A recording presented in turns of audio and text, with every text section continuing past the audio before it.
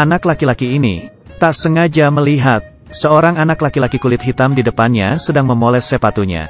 Dia pun mengikutinya, membuang ludah ke celana pelanggannya, lalu mulai mengelap.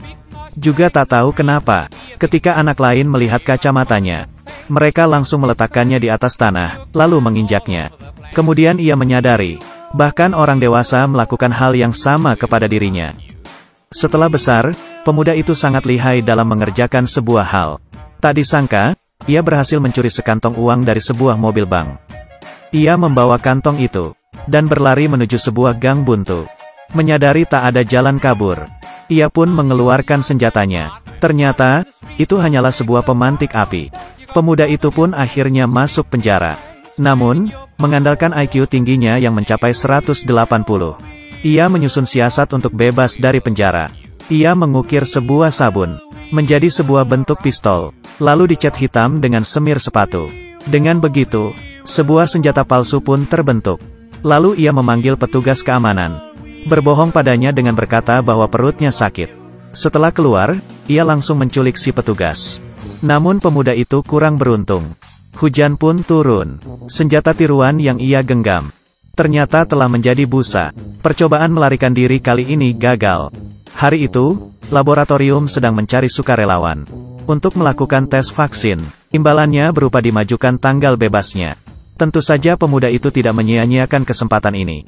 Ia pun maju untuk yang pertama. Setelah bebas, pemuda ini tidak ada kapoknya, dan melakukan profesi lamanya kembali. Ketika ia baru akan mencuri sebuah tas, ia langsung ketahuan oleh si pemilik. Perempuan berambut panjang itu sedikit pun tidak melindungi tasnya. Keduanya tersenyum, dan mulai bicara satu sama lain. Sejak itu, pemuda itu mendapatkan kekasih pertamanya. Di hari kedua, si pemuda bersiap-siap, berdandan dengan sangat rapi, untuk berkencan dengan si perempuan berambut panjang. Ketika ingin menyalakan showernya, airnya hanya mengalir lewat keran bathtubnya. Ia ingin menutup keran itu, namun bathtubnya telah terisi air. Akhirnya ia menemukan sebuah ide. Ia menekan tombol flush di sebelah toilet, dan keran pun bisa digunakan. Ia akhirnya bisa mandi. Setelah mandi, ia mengambil baju dan sepatunya dari kulkas. Di depan cermin, ia merasa bahwa dirinya sangat tampan. Ia pun berangkat dengan sangat percaya diri. Namun karena di kantongnya tidak ada uang, mereka berdua akhirnya pergi berjalan kaki. Setelah berjalan kaki seharian, mereka berdua kembali ke rumah masing-masing. Kemudian, si pemuda kembali merencanakan sebuah aksi perampokan. Targetnya adalah sebuah bank agrikultur. Setelah mengisi sebuah slip, lalu ia berikan pada teller di sana. Yang membuat aneh, ketika mengisi slip itu, si pemuda banyak salah menulis, dan membuat si teller kebingungan. Pemuda itu tak bisa berbuat apa-apa, hanya bisa menerjemahkan padanya. Yang aku tulis adalah, letakkan sejumlah uang dalam sebuah kantong, dan aku punya pistol. Teller itu kemudian segera memanggil manajer untuk datang. Kamu lihat yang dia tulis. Aku memiliki gudang. Satu kata itu telah menghambat nasabah lainnya. Pemuda itu menarik bajunya, memperlihatkan pistolnya. Ia ingin bertemu dengan bos mereka. Setelah sampai di ruangan si bos, ia lanjut memperdebatkan kata itu. Kesalahan dalam menulis kata menjadi sebuah kesalahan yang fatal dalam rencananya. Oleh sebab itu, ia tidak pernah mengaku bahwa dirinya telah salah menulis kata. Akhirnya, ia kembali masuk penjara. Ketika diizinkan untuk keluar, ia dan para tahanan lainnya menyusun rencana untuk kabur lagi. Langkah pertama adalah mencuri seragam petugas keamanan, kemudian menyamar menjadi petugas keamanan, melewati menara pengawas, dan kabur dari pintu utama. Ketika sedang bekerja, pemuda itu mulai beraksi, mengambil pakaian dalam pengawas, lalu mengenakannya. Saat jam makan, pemuda itu memberi kode kepada temannya, bahwa langkah pertama telah selesai. Kedua tahanan itu sedang saling berbisik. Merasa bahwa si pemuda sedikit tidak dapat dipercaya, mereka pun memutuskan untuk membatalkan misi. Namun si pemuda tidak tahu bahwa misinya telah dibatalkan. Ia mengambil kunci buatannya, lalu membuka pintu penjara, kabur keluar. Setelah keluar ia baru menyadari, di luar hanya ada dirinya. Tidak ada seorang pun yang memberinya pertolongan. Saat ingin kembali, ternyata sudah tidak bisa. Saat berlari kabur, ia menemukan putri si kepala lapas sedang berkencan, dan sekalian menculiknya. Kemudian ia memanggil taksi. dan berhasil kabur. Setelah terbebas, ia pergi menemui si gadis berambut panjang. Mereka berdua bertolak ke sebuah kota terpencil dan memulai hidup baru. Pemuda itu berjanji akan merubah sikapnya dan pergi mencari kerja. Saat ia sedang tekun bekerja setiap hari, sebuah insiden terjadi. Bos wanitanya ternyata mengetahui rahasianya, lalu mengeluarkan foto si pemuda ketika menjadi tahanan.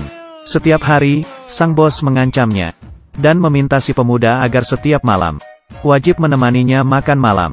Pemuda itu tak tahan lagi akan permintaan dari si bos yang tidak masuk akal. Ia berniat untuk membunuhnya. Ia merakit sebuah bom menjadi seperti lilin, kemudian mengirimnya ke si bos. Sayangnya, ia terlalu besar membuatnya menjadi tidak bisa digunakan. Ketika ingin membunuh si bos dengan pisau makan, ia malah mengambil sebuah paha ayam. Ia pun gagal lagi. Saat si bos sedang keluar, pemuda itu menggunakan kesempatan terakhirnya untuk meletakkan bom itu ke dalam ayam panggang. Namun saat diaktifkan, bom itu langsung menciptakan sebuah bunga api. Di saat yang bersamaan, si bos mengambil 2 batang lilin. Lilin yang romantis. Mengapa ini terlihat tidak asing lagi?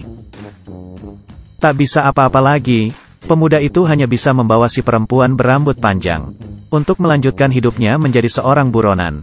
Ia mengambil dari dalam dompet sebuah sosis satu-satunya yang tersisa. Keduanya bersama-sama menikmati makan siang yang sangat terbatas itu.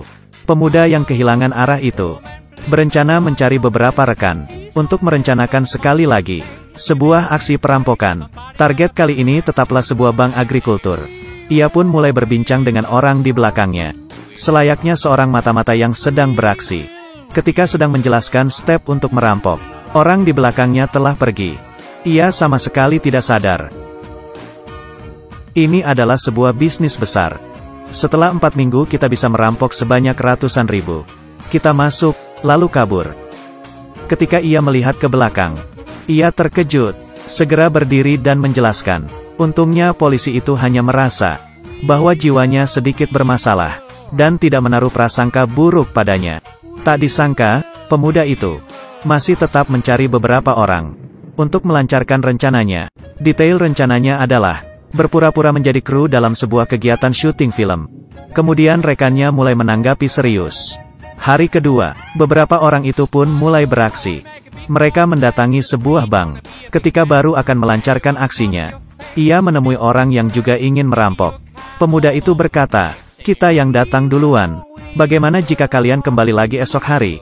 Lawan bicaranya yang berambut klinis itu tentu saja tidak setuju. Pemuda itu kemudian mengadakan pemungutan suara, menyuruh orang lain untuk memilih mana yang lebih mereka terima kedatangannya. Saat sedang mengulur waktu, mereka semua dikepung oleh polisi. Akhirnya mereka dibawa ke sebuah penjara yang lebih ketat.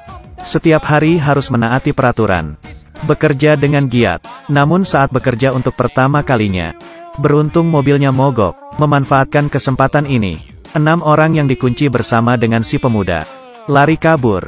Mereka harus berlari dengan kompak, lalu mengambil beberapa sepeda, membuat mereka dapat kabur lebih cepat.